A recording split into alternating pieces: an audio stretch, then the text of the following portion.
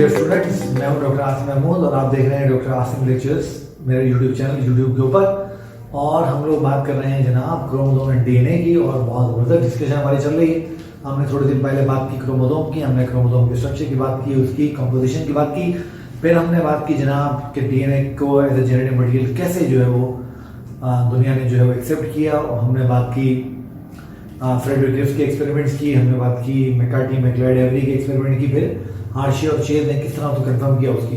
फिर हमने बात की words anchoring model of DNA की, उसके बाद हमने बात की रेप्लिकेशन ऑफ डीएनए की। और आज मैं आपसे बात करूंगा एक ऐसे सवाल की जो बच्चे बेतहाशा मुझसे पूछते हैं, और मैं पूरी कोशिश करूंगा कि अगले 10 से 15 मिनट में मैं आपको समझा दूं कि वो क्या चीज़ है, उसको जवाब कैसे देना है। और जी हाँ, आपने बिल्कुल सही गेस किया। आज मैं आपसे बात करने जा रहा हूँ जीन की। और जीन मुझे नहीं पता उसकी वजह क्या है, बट एक बहुत ही ज़्यादा पजलिंग जो है वो सवाल बन के बच्चों के लिए जो है सर पे सवाल आ जाती है। उनको कभी समझ आता ही नहीं है कि जीन है क्या। ठीक है, तो अब मैं कोशिश करता हूँ कि आपको समझाऊँ कि जीन क्या चीज़। तो बहुत आसान है, आप पास बहुत जल्दी आप समझ जाओगे, कोई टेंशन नहीं लेने की जरूरत नहीं। तो आइए भी शुरू करते हैं। अच्छा देखिए, जीन को हम 2 तरीकों से डिफाइन कर सकते हैं। ठीक है, पहले तो आप ये समझ लीजिए, एक तो हम जीन के फंक्शन को डिफाइन कर सकते हैं, और वो आपको पता है, ये आपको पता है, हमने वेरिएशन जीन वाला पूरा चैप्टर डिस्कस कर लिया हुआ है। और जिन लोगों ने नहीं देखा है अब तक, वो लेक्चर को जाकर उसको वहाँ देखें। तो फंक्शनली जो जीन है is a unit of inheritance. It's a unit of inheritance. क्या मतलब हुआ इस बात का? जीन वो यूनिट है जो हमारे पेरेंट्स के कैरेक्टर्स को हम तक और हमारे कैरेक्टर्स को हमारे बच्चों तक जो है वो ट्रांसफर करती है। ये तो उसका फंक्शन है। असल में जो बच्चों को चीज पजल करती है वो है जीन का स्ट्रक्चर। जीन का स्ट्रक्चर क्या है? तो आज मैं एक्सक्लूसिवली आपसे बात करूंगा जीन के स्ट्रक्चर की, और आज हम समझेंगे कि जीन की जो कंपोजिशन होती है वो कैसी होती है। बहुत आसान है, आप बहुत जल्दी समझ जाएंगे। ठीक है, तो देखिए जीन क्या है। पहले तो हम जरा जीन के स्ट्रक्चर को समझने की कोशिश करते हैं, मतलब उससे पहले हमें जीन की स्ट्रक्चरल डेफिनेशन को समझना जरूरी है। तो व्हाट इज जीन? अगर कोई आपसे सवाल पूछता है, जिसमें मैं आपसे सवाल पूछ लेता हूँ कि व्हाट इज जीन, तो आप जीन को कैसे डिफाइन कर सकते हैं? उसके स्ट्रक्चर की बेस, फंक्शन की बेस पे तो आप कर लेंगे, तो यूनिट ऑफ इनहेरिटेंस। मगर जब उसके स्ट्रक्चर की बात आएगी तो हम उसके बारे में कैसे बात करेंगे? तो आइए मैं आपको समझाता हूँ। आप कहेंगे gene is A segment of DNA. क्या कहेंगे आप ये कहेंगे कि gene is A segment of DNA. जैसे आप ये कहोगे कि gene is A segment of DNA, फौरन एक सवाल और जो है वो आपकी तरफ आ जाएगा, और वो आपसे पूछेगा कि यार इतना बड़ा डीएनए हमारे पास मौजूद है, लेट्स सपोज कि हमारे पास डीएनए मॉलिक्यूल है, लेट्स सपोज कि हमारे पास डीएनए मॉलिक्यूल है और इसमें सैकड़ों की तादाद में जीन मौजूद है, तो कौन सा पार्ट सही है ना? ऑब्वियस सवाल ध्यान में आता है। तो ये बात आप ध्यान में रख लीजिए, segment of DNA that codes for a protein molecule. और आपको पता है प्रोटीन मॉलिक्यूल को हम प्रोटीन चेन या इसी को हम पॉलीपेप्टाइड चेन भी कह लेते हैं। तो they all mean the same. ठीक है, तो अब देखें, पहली चीज आज आपने समझी और आज आपने ग्रिप कर ली कि जीन क्या है। जीन, इसके आगे क्वेश्चन मार्क हम लगाते हैं कि it's a segment of DNA. कौन सा डीएनए का सेगमेंट है? जो कि कोड करे, बनाए एक प्रोटीन मॉलिक्यूल को, एक प्रोटीन की चेन को। अच्छा, ये एक बहुत इंटरेस्टिंग कॉन्सेप्ट है और आपने को समझना है। देखिए होता है, मिसाल के तौर पर मैं हमेशा बच्चों से एक बात करता हूँ हीमोग्लोबिन की, क्योंकि वो बड़ी फेमिलियर प्रोटीन है और आप उसको जानते हैं। ठीक है, देखिए हीमोग्लोबिन, अब आपने बहुत ध्यान से इसको समझना है इस कॉन्सेप्ट। ठीक है, अब हीमोग्लोबिन में हमें पता है वी हैव 4 प्रोटीन चेन्स। 2 हमारे पास अल्फा चेन होती है, 2 हमारे पास बीटा चेन होती है। ये हम एडल्ट हीमोग्लोबिन की बात कर रहे हैं ना, जो फीटल हीमोग्लोबिन होती है वो थोड़ी सी डिफरेंट होती है। खैर, अब इसका मतलब ये हुआ कि यहां पर इस अल्फा चेन को बनाने वाली जीन अलग होगी, इस अल्फा चेन को बनाने वाली जीन अलग होगी, इस बीटा चेन को बनाने वाली जीन अलग होगी, और इस बीटा चेन को बनाने वाली जीन अलग होगी। अभी बात आपको समझ आ रही है? इसीलिए आप देखते हैं कि थैलेसीमिया आपको मिलता है। थैलेसीमिया आपको अल्फा थैलेसीमिया भी मिल सकता है, जिसमें हीमोग्लोबिन की अल्फा चेन डिफेक्टिव होती है, या बीटा थैलेसीमिया मिल सकता है जिसमें बीटा चेन डिफेक्टिव हो जाती है। अब आप समझ रहे हैं कि अलग अलग जीन हैं, तभी इनमें अलग अलग डिफेक्ट्स पॉसिबल है। फिर आपको पता है कि थैलेसीमिया, बीटा थैलेसीमिया की अगर मैं बात करूँ आपसे, तो बीटा थैलेसीमिया माइनर भी हो सकता है, मेजर भी हो सकता है। माइनर क्या कि 2 बीटा चेन में से एक जीन डिफेक्टिव है, एक जीन नॉर्मल है, और मेजर क्या दोनों एबनॉर्मल। तो ऐसा कैसे हो सकता है? ऐसा इसी खूबसूरत में पॉसिबल है को समझना जब हम ये कॉन्सेप्ट समझें कि ये चारों अलग अलग प्रोटीन है और इन चारों को बनाने वाली अलग अलग जीन है। ठीक है, ये बात आपको समझ आ रही है? तो अब देखिए जनाब, अब इस डेफिनेशन को एक दफा दोबारा देखेंगे तो आपको बात बिल्कुल क्रिस्टल क्लियर हो जाएगी। तो what is gene? Gene is segment of DNA that codes for a protein molecule. और कौन सा प्रोटीन मॉलिक्यूल? एक कॉम्प्लिकेटेड प्रोटीन मॉलिक्यूल की, हम सिंपल प्रोटीन चेन की बात करें, जैसे मैंने आपको हीमोग्लोबिन की एग्जांपल दी। अगर हीमोग्लोबिन में 4 प्रोटीन की चेन है तो उसको बनाने वाले जीन भी 4 होंगे, है ना? अच्छा, अब देखिए मेरी बात सुनिए, ध्यान से बात सुनिए। अब ये तो आपने समझ लिया कि जीन क्या है। अब जीन होती किस फॉर्म में है? ऑब्वियस है ना भाई, जीन किस फॉर्म में होती है? वो हमें पता है कि अगर ये डीएनए के सेगमेंट है तो हम ये बात जानते हैं कि DNA is a nucleotide chain. DNA खुद जो है वो न्यूक्लियोटाइड से मिलकर बना हुआ है।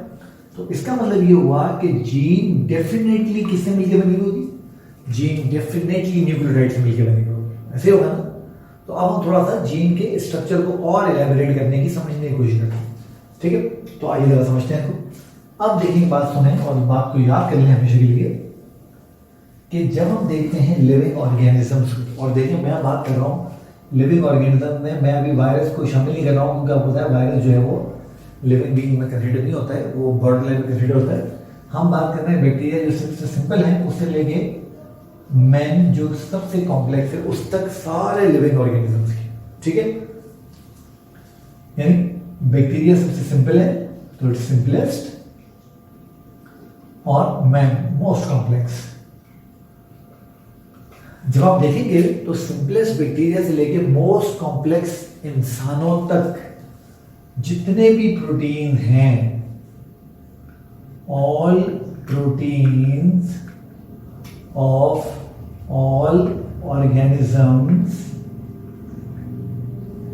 Are made up of 20 amino acids. ठीक है, अच्छा अब देखिए, जिस तरह हमें पता है कि जीन डीएनए के सेगमेंट है, और वो सेगमेंट है जो कि पॉलीपेप्टाइड यानी प्रोटीन चेन को कोड करता है, और हमें पता है कि डीएनए खुद चूंकि न्यूक्लियोटाइड चेन है तो जीन डेफिनेटली न्यूक्लियोटाइड की फॉर्म में होगी। इसी तरीके से हमें पता है कि प्रोटीन जो होती है इटसेल्फ वो खुद कुछ भी नहीं होती। Protein is a combination of amino acids. It's a combination of amino acids. इसका मतलब ये हुआ कि अगर जीन ने प्रोटीन बनानी है तो उसको प्रोटीन बनाने के लिए अमाइनो एसिड्स को असेंबल करना है, और अगर अमाइनो एसिड को असेंबल करना है तो उसके पास जो कोड होंगे वो प्रोटीन बनाने के नहीं होंगे, वो specific arrangement of amino acid के होंगे, और वो specific arrangement of amino acid एक स्पेसिफिक प्रोटीन में जो है वो कन्वर्ट हो जाएगी। ऐसे होगा। अच्छा, अब देखिए मैंने आपको समझाया कि अब ये बात एक्सपेरिमेंटली प्रूवन है कि दुनिया में जो नेचुरली अकरिंग अमाइनो एसिड है दे आर अराउंड 160 के करीब उनका नंबर है, बट लिविंग ऑर्गेनिजम्स के अंदर जो होते हैं वो 20 ही होते हैं और 20 से ज़्यादा नहीं होते। ये बात एक्सपेरिमेंटली प्रूव है। तो जो जेनेटिसिस्ट जो साइंटिस्ट थे उन्होंने सोचना शुरू किया कि कितने न्यूक्लियोटाइड अगर हम कंबाइन करें, अगर हम मिलाएं तो हमारे पास जो है वो एक अमाइनो एसिड का जो है कोड हमें मिल जाएगा। है कि जब हम डीएनए को देखते हैं तो ये जो डीएनए है इट्स ए पॉलीन्यूक्लियोटाइड चेन, ये हमने बात कर ली। और आपको पता है कि डीएनए के अंदर जो न्यूक्लियोटाइड होते हैं वो सिर्फ 4 तरह के होते हैं, है ना? कौन कौन से? Adenine nucleotide, guanine nucleotide, cytosine nucleotide और थायमिन न्यूक्लियोटाइड। अच्छा, हम चूंकि जो मैसेजेस हैं वो आरएनए से रीड करते हैं, तो आपको पता है जो आरएनए होता है उसमें थायमिन नहीं होता, आरएनए में थायमिन नहीं होता, यूरेसिल होता है। तो जब हम उसको कोड को देखेंगे तो वहाँ पे हमें थायमिन हर जगह यूरेसिल से रिप्लेस हुआ हुआ नजर आएगा। ये बात आपने याद रखनी। अच्छा, देखिए होता क्या, अब इसको हम समझते हैं, बड़ा इंटरेस्टिंग फिनोमेनन यहाँ पर हमारे सामने आ रहा है। अब देखिए होगा क्या, जो साइंटिस्ट थे उन्होंने सोचा कि उन्होंने बनाया केस 1। अब देखिए अमाइनो एसिड में कितने चाहिए? 20। उन्होंने ये सोचा कि अगर हम एक न्यूक्लियोटाइड को एक अमाइनो एसिड का कोड माने, यानी एक सिंगल न्यूक्लियोटाइड एक सिंगल अमाइनो एसिड का कोड करे, तो वहां पर कितने कोड बनेंगे? वहां पर कोड बनेंगे 4 एडेनिन वाला गुआनिन वाला, साइटोसिन वाला और यूरेसिल वाला। तो कोड हमारे कितने बने? 4। बनाने हमें कितने थे? 20। तो जो डिफरेंस आया, जो डेफिनेट आया वो कितना आया? 16। इससे ये बात साबित हो गई और ये बात तय हो गई कि एक न्यूक्लियोटाइड एक अमीनो एसिड को कोड नहीं कर सकता। ठीक है। अच्छा, उसके बाद केस नंबर 2, इन्होंने सोचा कि व्हाट इफ अगर 2 न्यूक्लियोटाइड एक अमीनो एसिड को कोड करते हो, यानी 2 न्यूक्लियोटाइड्स का पेयर एक अमीनो एसिड को कोड करता हो। जैसे हम एडेनिन को मिलाएं गुआनिन से, एडेनिन को चलो पहले एडेनिन को एडेनिन से मिला लें, फिर एडेनिन को गुआनिन से, फिर एडेनिन को साइटोसिन से, फिर एडेनिन को यूरासिल से। इसी तरीके से गुआनिन को एडेनिन से, गुआनिन को गुआनिन से, गुआनिन को साइटोसिन से और गुआनिन को यूरासिल से। इसी तरीके से साइटोसिन को एडेनिन से, साइटोसिन को गुआनिन से, साइटोसिन को साइटोसिन से और साइटोसिन को यूरासिल से। इसी तरीके से यूरासिल को एडेनिन से, यूरासिल को गुआनिन से, यूरासिल को साइटोसिन से और यूरासिल को यूरासिल से। तो इसके अलावा इन चारों का कोई और पेयर जो है वो पॉसिबल नहीं है। मगर यहाँ पर हम देख रहे हैं जो कोड हमारे पास बने हैं वो बने हैं 16, बनाने थे हमें 20, जो अभी भी जो डेफिनेट है हमारे पास वो 4 का है। तो इस रिसर्च से ये बात प्रूव हो गई कि जो एक सिंगल अमीनो एसिड का जो कोड होगा वो 1 या 2 न्यूक्लियोटाइड पर कंसिस्ट नहीं करता होगा। और आज आपको ये बात मालूम है, हम ये बात जानते हैं और ये एक्सपेरिमेंटली प्रूविंग भी है कि एक अमीनो एसिड को कोड करने वाला जो कोड होता है वो न्यूक्लियोटाइड ट्रिपलेट की फॉर्म में होता है। तो केस नंबर 3 जहां पर कंसीडर किया गया न्यूक्लियोटाइड ट्रिपलेट्स को, किसको कंसीडर किया गया? शाबाश, न्यूक्लियोटाइड ट्रिपलेट्स को। ठीक है। तो वहां पर हमारे कितने कोड बन गए? 64 कोड हमारे बन गए। बनाने हमें कितने थे? 20। तो प्लस 44 कोड यहाँ पर हमारे एक्स्ट्रा आ गए। तो जो साइंटिस्ट थे दे स्टार्ट रिसर्चिंग, और उन्होंने रिसर्च की और उन्होंने एक बहुत ही जबरदस्त फंडामेंटल बात का पता चला यार कि there are more than 1 nucleotide triplet code present for a single amino acid. बहुत ही सिग्निफिकेंट ये बात है और ये बात आपने याद रखनी और ये बात आपने बिल्कुल भी भूलनी नहीं है। बहुत बड़ी जो है डिस्कवरी और ये खुदा ताला की बड़ी मेहरबानी। इससे आप अंदाजा नहीं लगाते कि कितने पॉइंट म्यूटेशन हमारे पास ऐसे होते होंगे जहाँ पर न्यूक्लियोटाइड 1 या 2 आगे पीछे होते होंगे, मगर उससे ओवरऑल प्रोटीन स्ट्रक्चर को फर्क नहीं आता होगा, क्योंकि हमारे पास एक अमीनो एसिड के एक से ज़्यादा कोडॉन अवेलेबल होते हैं। ठीक है बेटा। तो आज हमने ये बात सीखी कि जो हमारा डीएनए है उसके पास बहुत सारे कोड्स हैं और सारे के सारे जो कोड हैं वो न्यूक्लियोटाइड ट्रिपलेट की फॉर्म में है। एक न्यूक्लियोटाइड ट्रिपलेट कोड करता है एक अमीनो एसिड को। इसका मतलब ये हुआ कि जितने अमीनो एसिड मौजूद होंगे उतने ही न्यूक्लियोटाइड ट्रिपलेट हमारे पास मौजूद होंगे कोडॉन की सूरत में। अब ये जो बात मैंने बताइए, मैं आपको इसको अगर इसमें समझाता हूँ। जैसे मिसाल के तौर पर अगेन बात कर लेते हैं हीमोग्लोबिन की। जो हीमोग्लोबिन है, हीमोग्लोबिन की अल्फा चेन में 141 अमीनो एसिड होते हैं और एक अमीनो एसिड का भी अभी हमने देखा बात की कि जो कोड होता है वो न्यूक्लियोटाइड ट्रिपलेट की फॉर्म में होता है, यानी 3 न्यूक्लियोटाइड मिलकर एक कोड बनाया है। तो अगर मुझे इसकी लेंथ पता करनी हो तो मैं क्या करूँ? मैं 141 को मल्टीप्लाई कर दूँ 3 से और आंसर मेरे पास आ जाएगा। और क्या आ जाएगा आपको पता है? इसका 423 होगा मेरे ख्याल में। सही। तो इस तरीके से हम किसी भी जीन की न्यूक्लियोटाइड लेंथ को भी मालूम कर सकते हैं। ठीक है। इस तरीके से आप पता चलाइएगा जो इसका बीटा चेन है इसके अंदर 146 अमीनो एसिड होते हैं। तो अब आप देख लीजिएगा इसमें कितने होते हैं, इसको मल्टीप्लाई कीजिए तो आपको उसका जो है वो आंसर मिल जाएगा। आसान है, कोई इतना मुश्किल नहीं। ठीक है बेटा, बात समझ गए आप लोग। तो ये हमने जी डिस्कशन की जीन की। यहाँ पर एक जो कॉन्सेप्ट बस आखिरी मैं आपके साथ और बात कर लूँ और समझा दूँ, क्योंकि उसमें भी बच्चे जो है वो बहुत गड़बड़ करते हैं और वो आपने गड़बड़ बिल्कुल नहीं करनी है। वो क्या है? वो ये है कि जब मैं आपसे बात कर रहा हूँ और मैं जब आपको कह रहा हूँ कि हर प्रोटीन 20 अमीनो एसिड से मिलकर बनती है, तो उसका मतलब ये नहीं है कि हर प्रोटीन में 20 अमीनो एसिड है। इसका मतलब ये है कि अगर प्रोटीन में 10 अमीनो एसिड हैं तो वो 20 जो प्रिंसिपल टाइप्स हैं उनमें से कोई 10 होंगे। अगर 100 हैं तो वो उन्हीं 20 का डिफरेंट कॉम्बिनेशन होंगे। 1000 हैं तो भी उन्हीं 20 के कॉम्बिनेशन होंगे। इस तरह मैं आपको छोटी एग्जाम्पल कोड कर देता हूँ। जैसे ये मैं आपके सामने डिजिट्स लिख रहा हूँ,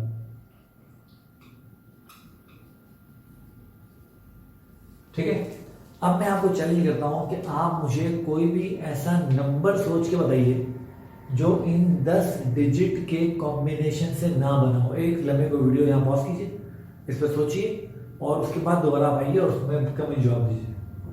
जब आप वापस आए तो आपको पता लग गया है कि कोई भी ऐसा नंबर मौजूद नहीं है जो इन 10 डिजिट के कॉम्बिनेशन से बाहर चला जाए। तो अब आप समझ रहे हैं कि प्रोटीन कितनी ही छोटी क्यों ना हो और कितनी ही बड़ी क्यों ना हो, वो 20 अमाइनो एसिड के कॉम्बिनेशन से हम कॉम्बिनेशन बनाना शुरू करेंगे तो जब 10 डिजिट से बनने वाली काउंटिंग का कोई एंड नहीं होता और वो चलती चली जाती है, तो क्या 20 अमाइनो एसिड के कॉम्बिनेशन तो कोई एंड बनेगा? कोई भी एंड नहीं बनेगा। तो आपने ध्यान में रखना है कि हर प्रोटीन 20 अमाइनो एसिड से बनी भी नहीं होती, वो छोटी भी हो सकती है, वो बड़ी भी हो सकती है। बट द थिंग इज कि उसके अंदर जितने भी अमाइनो एसिड हो, वो 1 हो या 1 करोड़ हो, वो 20 जो बेसिक अमाइनो एसिड है उन्हीं में से कोई होंगे, उनके अलावा कोई भी नहीं होगा। ठीक है बेटा। तो आज मैंने आपसे बात की जीन की स्ट्रक्चर की, आज मैंने आपसे बात की कि जीन की शेप क्या होती है, आज मैंने आपसे बात की कि कोडॉन क्या चीज होती है। ये जो न्यूक्लियोटाइड ट्रिपलेट की मैंने आपसे बात की, इसी न्यूक्लियोटाइड ट्रिपलेट को हम कोडॉन भी कहते हैं। अब नेक्स्ट लेक्चर में जब आप और मैं मिलेंगे तो मैं आपसे बात करूंगा कि किस तरीके से डीएनए अपने इस कोड को कॉपी करता है मैसेंजर आरएनए के ऊपर और किस तरह मैसेंजर आरएनए उसको पढ़ के उसकी प्रोडक्ट बनाता है। यानी हम बात करेंगे जीन एक्सप्रेशन की। तब तक अपना बहुत सारा ख्याल रखिए। आप मेरे चैनल को बड़ा पसंद कर रहे हैं, लाइक भी कर रहे हैं, सब्सक्राइब भी कर रहे हैं। देखते रहिए, लाइक करते रहिए, सब्सक्राइब करते रहिए और मुझे मोटिवेट करते रहिए कि मैं इसी तरीके से और चीज़ें आप लोगों के लिए मज़े की आसान करके आपको जो है सिखाता पढ़ाता बताता रहूँ। तो मैं आपसे मिलूंगा नेक्स्ट लेक्चर में जीन एक्सप्रेशन के। तब तक मुझे इजाज़त दीजिए। अल्लाह हाफिज़।